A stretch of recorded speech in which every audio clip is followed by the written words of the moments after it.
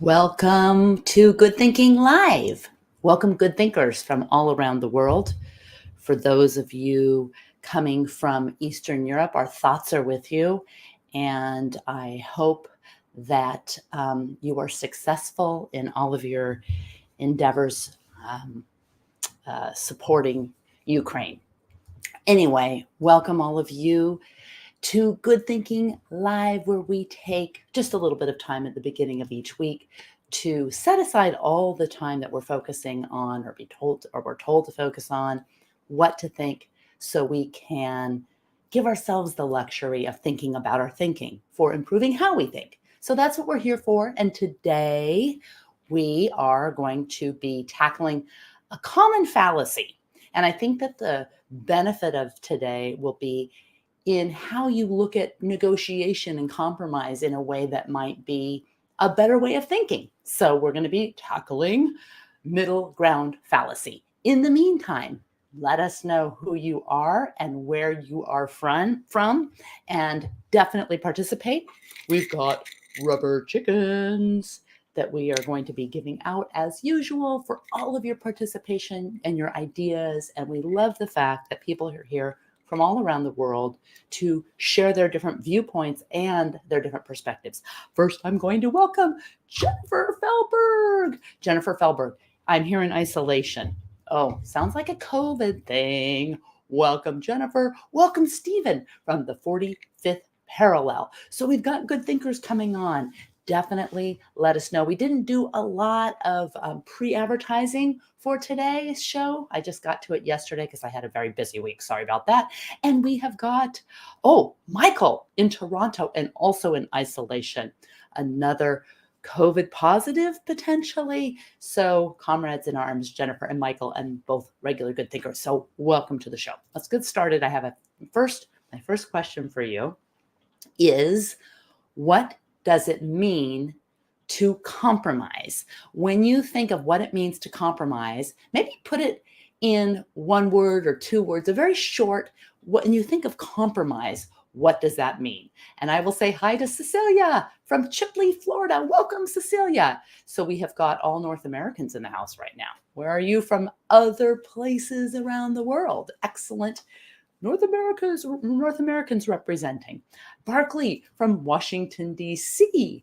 Excellent, excellent. What do you think of when you think of compromise? That's the first question. And it's really good to get your mind around that first, because when you center on a topic like a term or something where you really feel like, I do know what that means. I mean, I have a very clear idea. That's when you're able to see how it can be a very effective definition and when it can turn into an illogical kind of thinking or a fallacy, a logical fallacy. And so I had a couple people reach out to me when I put out that we were going to do this middle ground fallacy. And they said, middle ground isn't a fallacy. No, middle ground is not a fallacy, but there is a middle ground fallacy. Very different. Very different. Okay, so Michael says, excellent. I'm going to give it rubber chicken. Non-confrontational. So can you be confrontational and compromise? Interesting. Let's say give a little to get a little. Another good definition of compromise. Give a little to get a little. Excellent. Not so bad. All right. So here's my thing. Do you think that compromising is always good, usually good, or never good? Always good, usually good, or never good? What do you think about compromise? Because usually compromise isn't a word that we think of even that's that controversial. So it's not uncommon for the truth of the matter to be somewhere in between two extremes. So when you think about compromising, you might think about giving a little to get a little, or not being confrontational. And it's not uncommon for two extremes to be extreme, and the truth is somewhere in between. How many of you think that that is usually the case? Usually the case of the right answer is between two extremes. How many of you think that? I'm going to take this off of, so Jennifer says, be careful if you're always and nevers. Excellent, excellent. So that would probably put you as usually good or sometimes good. Okay, I love this. I'm sitting on the fence with compromise. That's hilarious. Rubber chicken.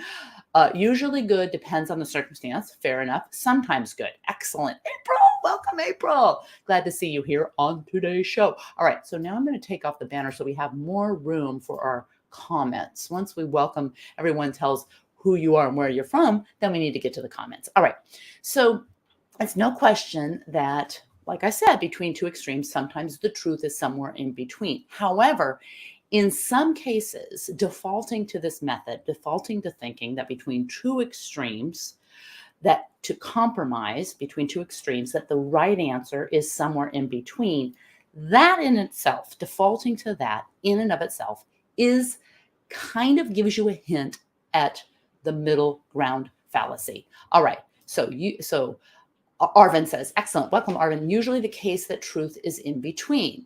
Is it usually the case that the truth is in between two extremes? That's the question. And that is where the middle ground fallacy lies, is to think that between two extremes, the truth is usually there. Turns out that's not necessarily the case. So Barclay says, usually good when others do it. Oh, compromise. Sometimes good when I do it. Love it, love it, love it. So Alan says, yes, in between two extremes, usually. Is it statistically probable? Is it statistically true that between two extremes, the right answer? Now, between two extremes might feel like a compromise. Maybe that's the best place to think about compromising. But remember, with good thinking, we're always trying to get closer to the truth. So if the truth is usually between two extremes, what evidence do you have of that? On what are you basing that assumption? So Vinay, welcome from India. Welcome, Vinay. All right. So, and Alan says, yes, between two extremes, usually. But what evidence do you have of that? All right. Sometimes neither extreme argument is accurate. Therefore, making a compromise between two, maybe two completely inaccurate extremes, completely inaccurate. Or one side is completely accurate and the other side is not. So what is halfway between the truth, something that's true, and something that's false? What is halfway between something that's true and something that's false? Something that's false, right? So the middle ground fallacy, and it doesn't mean that the middle ground is always fallacious thinking. The key is to not assume that the middle ground offers something closer to the truth. So Barclay says, depends on what makes it extreme. It's possible for someone to be right or the truth to be more extreme in either direction than either view. Absolutely. That's a really good point, because you might look at two extremes and think, okay, something is in between, but it might be that the truth is actually more extreme than one of the extremes. There's no evidence for the fact that two extremes actually put the guardrails, kind of hold in what the truth is. It doesn't hold it in, all right? There's no evidence of that, and it's particularly dangerous to default to thinking that there is. That doesn't mean that there isn't. It just means that you can't assume that there is. So Michael says extremes might be subjective. Excellent point. Reality? Okay, Jennifer says still false.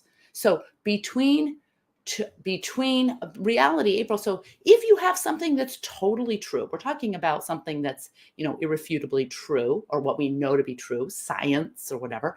And I'll give you some examples. And something that's totally false. So in between the two, is that really reality? What if the reality is actually way more extreme than this extreme, or somewhere else altogether, or the reality is just this extreme? Does reality, if you have something that's true and I'm making something up, I'm just totally making something up, in between your truth, the truth, and what I'm making up is basically not reality. So still false. And Michael says, can it be proven with evidence? And that excellent, really gets to the point. This doesn't mean that every time you compromise, it's wrong. The point is to think about our thinking. So we're not defaulting or assuming that compromise, meeting halfway, and I'll give you examples in a negotiation why you don't want to necessarily go to halfway or that kind of compromise. It can lead you astray.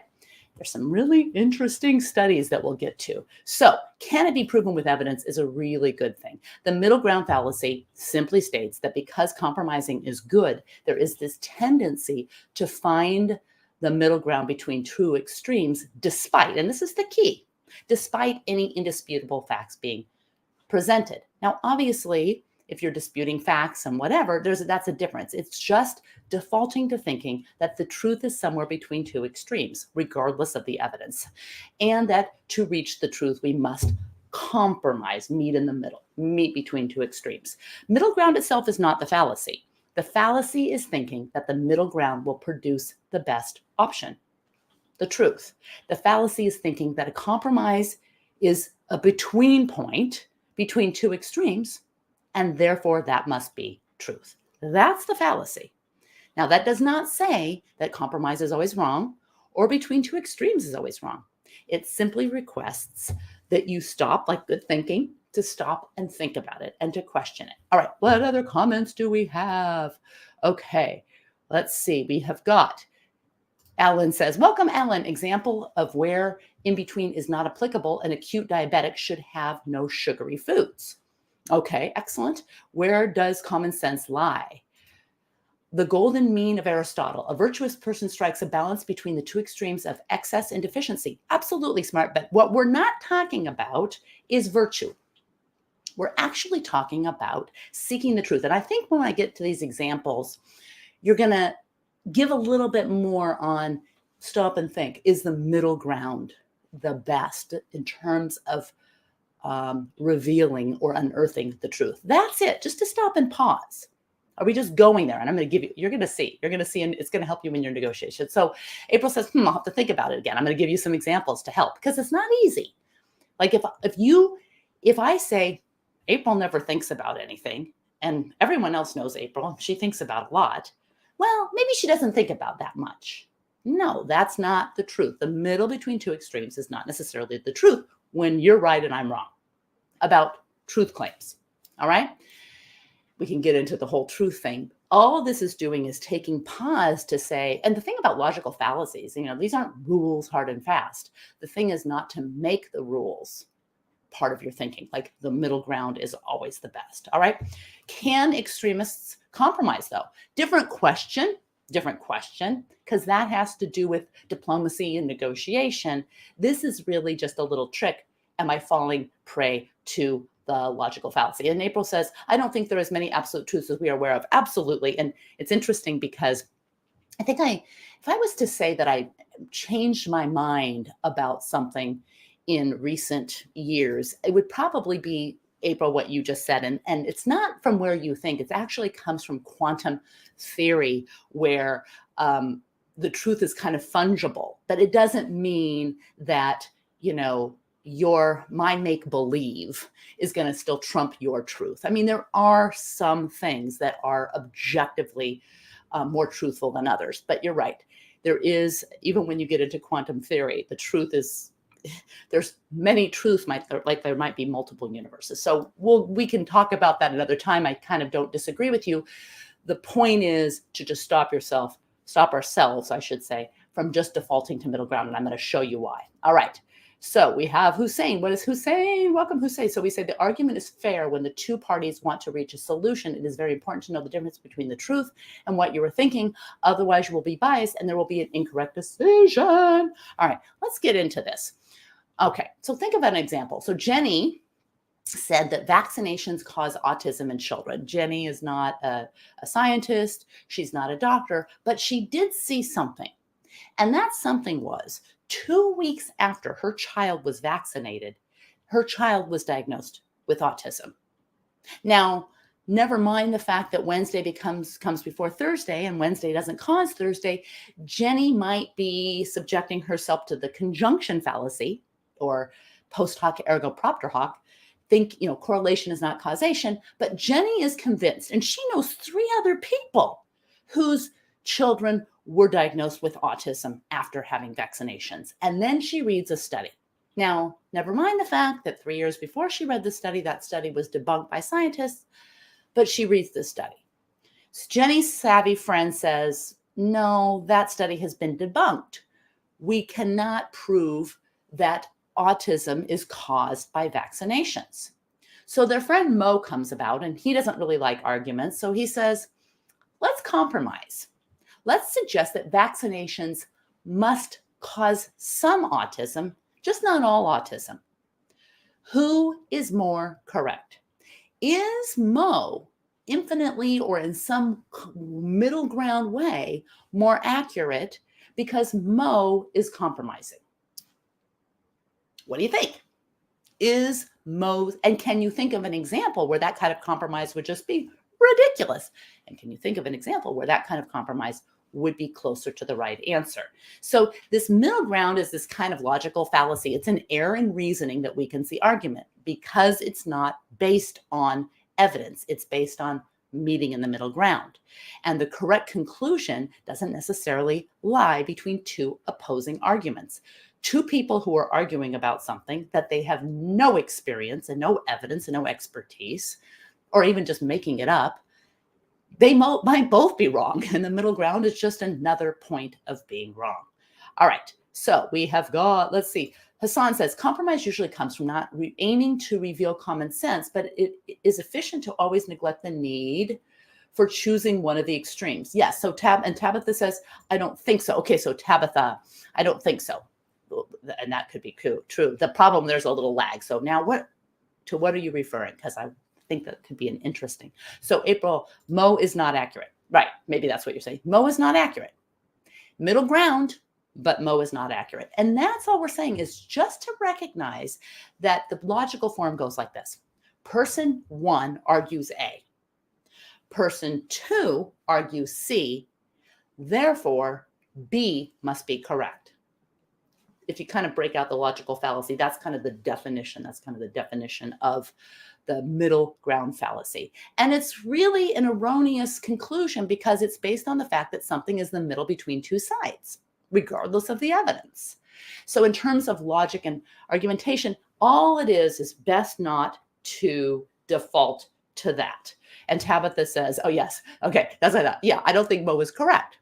Correct. And it doesn't even matter what you think. If Mo came out with evidence that said, actually, there is this peer-reviewed, replicated study that was, published in an independent journal and blah, blah, blah, that showed that in this particular kind of vaccination, there may be that would be a different story than just saying, well, let's pick the fact that Jenny says she read some article, or her kid got autism, was diagnosed with autism after the vaccination. And so, that's legitimate. That's science. And then this scientific study was completely, debunked, and there's no evidence of that. Let's just pick something in between. Versus if Mo had come with some new evidence that happened to land in between, doesn't mean that if something's in between, you just negate it as a logical fallacy.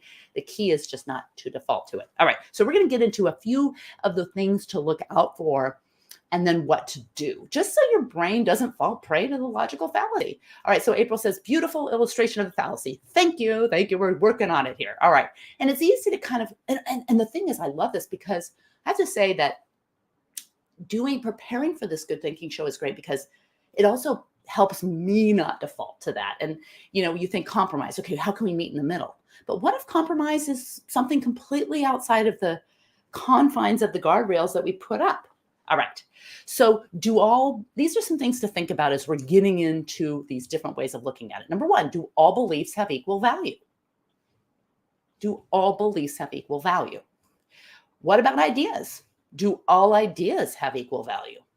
Well, we know that that's not the case because we know that some ideas, like, the sun goes around the earth, is an idea that has been disproven. There's some ideas that are just outdated ideas or better ideas than others. So there are objectively better ideas.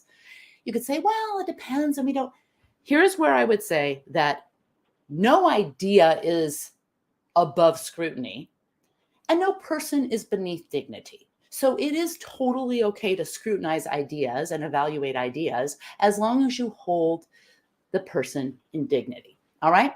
So not all views and valid ideas are equal or valid. And so this middle ground fallacy makes the assumption that all of the views and ideas are valid. Therefore, you got this and this, something in the middle. All right.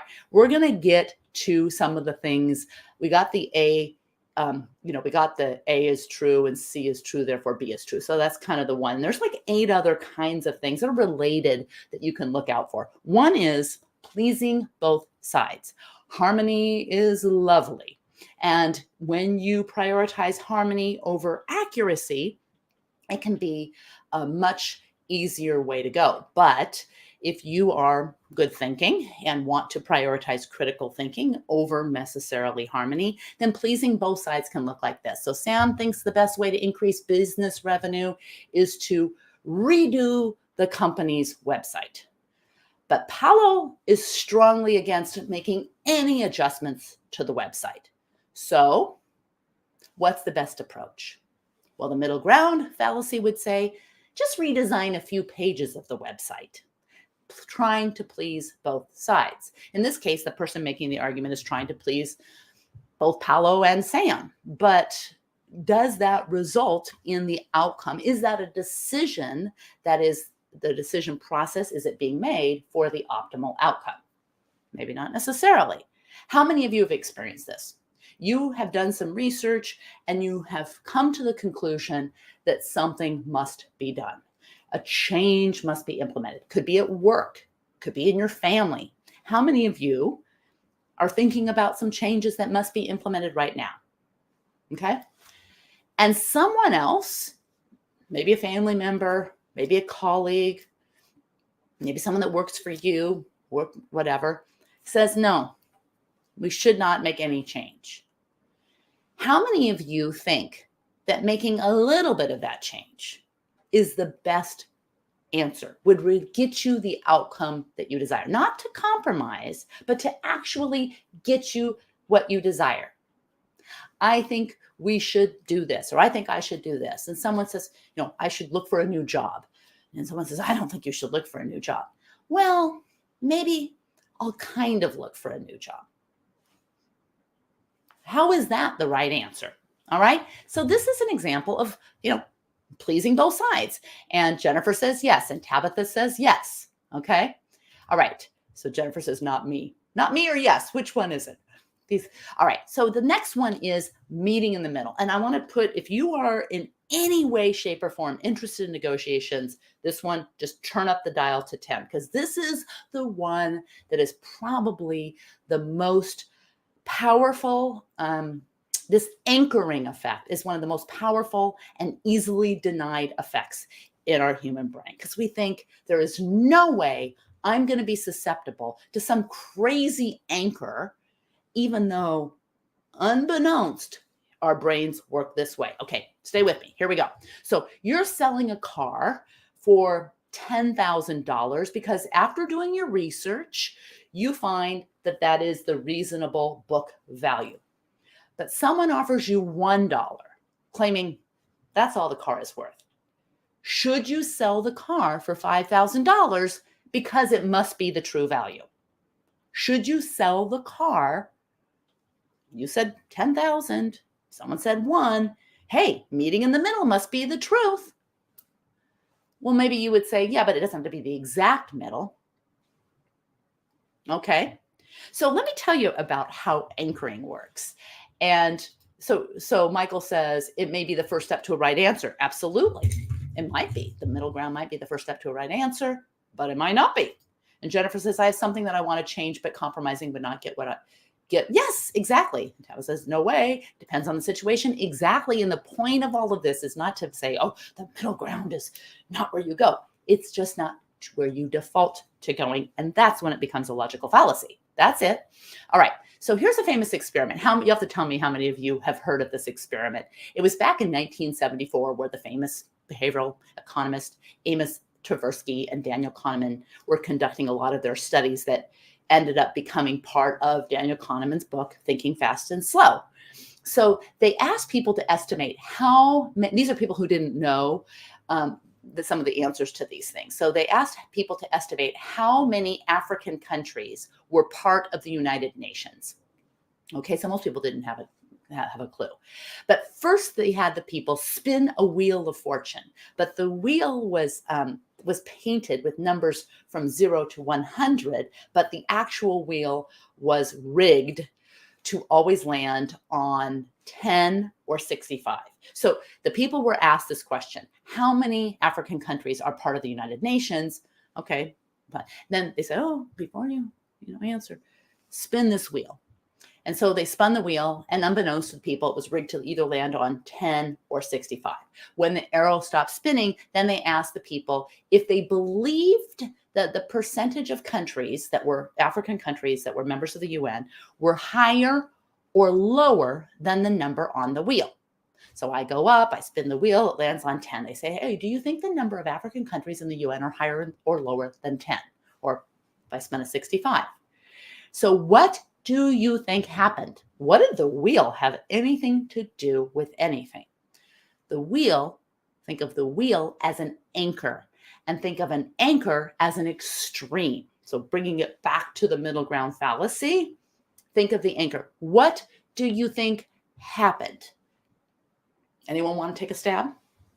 When people who landed on 10, those people guessed on average that 25 African countries were members, a part of the UN.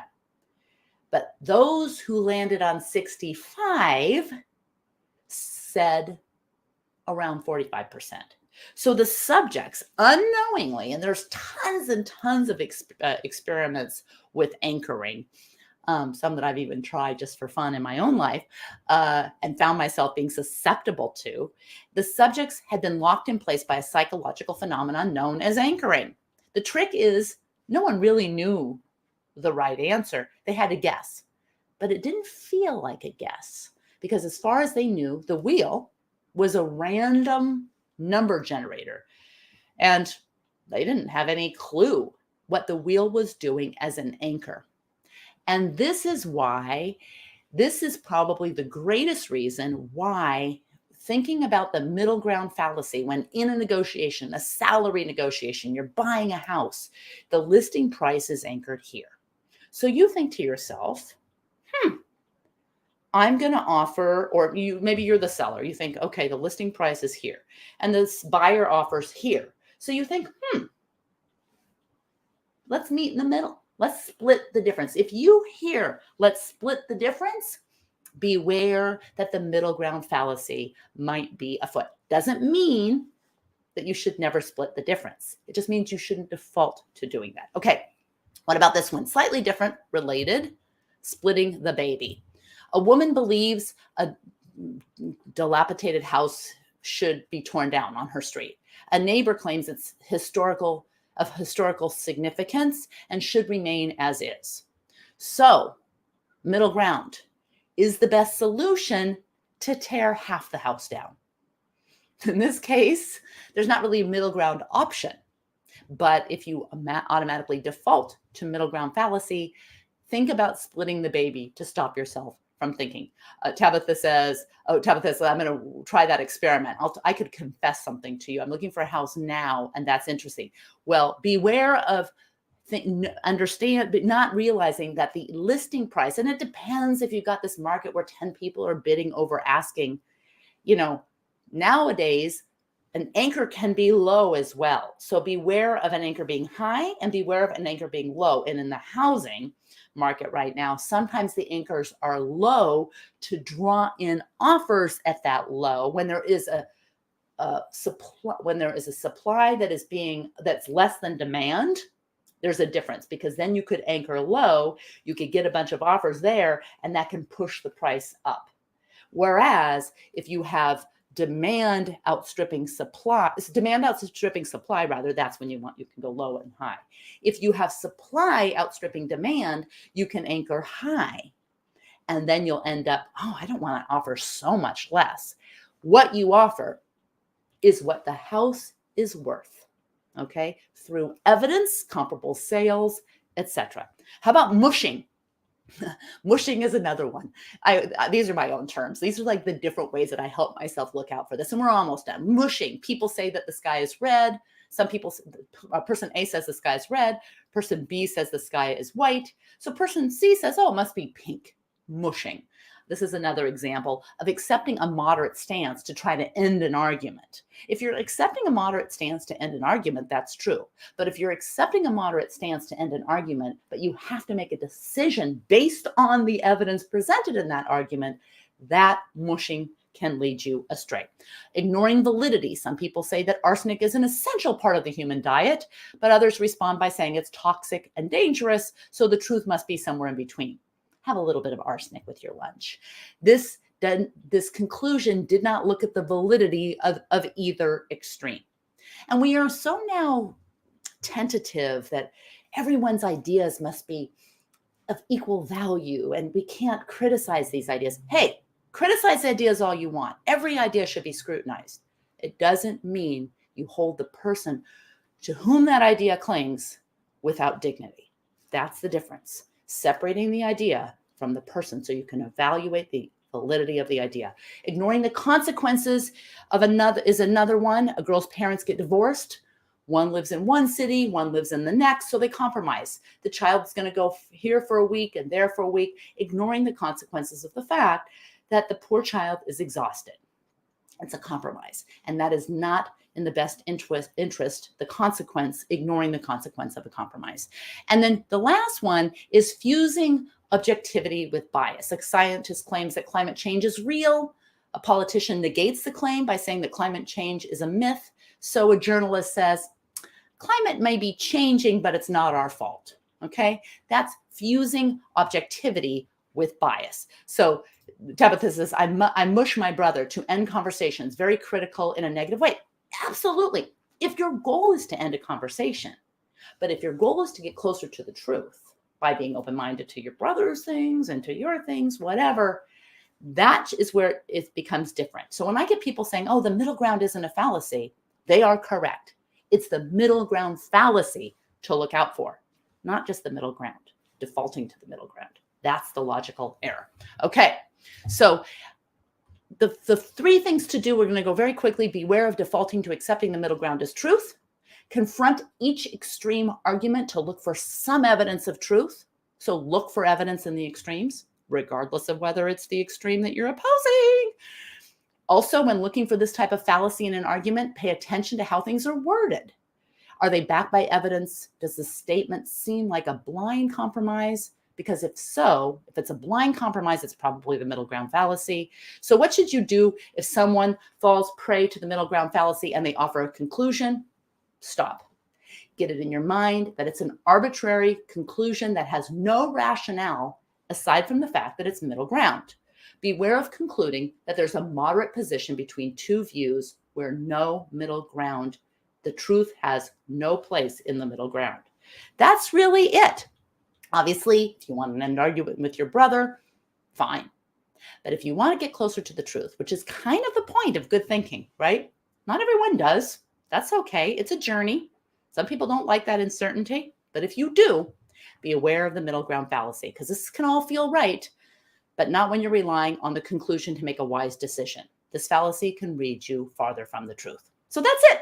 See you next week. Oh, by the way, we are here every Monday on LinkedIn Live, Good Thinking, and on YouTube Lives, 9 a.m. Monday mornings, most Monday mornings rather. You can subscribe on YouTube, Becky Saltzman, or you can catch us right here on LinkedIn.